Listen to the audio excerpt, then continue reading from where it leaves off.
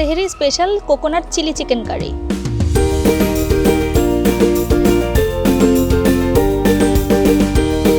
প্রথমে একটি প্যান নিব, 3 টেবিল চামচ তেল দিব, পেঁয়াজ কুচি 1/4 কাপ, 1 চা চামচ রসুন বাটা, 2 চা চামচ আদা বাটা,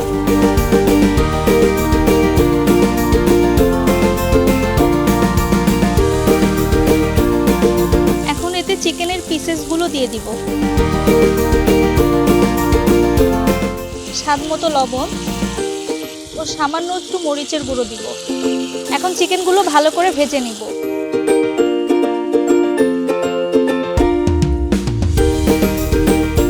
ঢেকে 5 মিনিট রান্না করব। সয়া সস 2 চা চামচ, চিলি সস 2 টেবিল চামচ, কোকোনাট মিল্ক দিব আধা কাপ।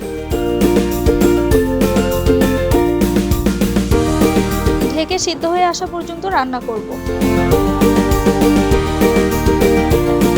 চিকেন সিদ্ধ হয়ে আসলে এতে 1 চা চামচ লেবুর রস দিব। থাই রেড চিলি দিব 2 চা চামচ, হাফ চা চামচ চিনি দিব।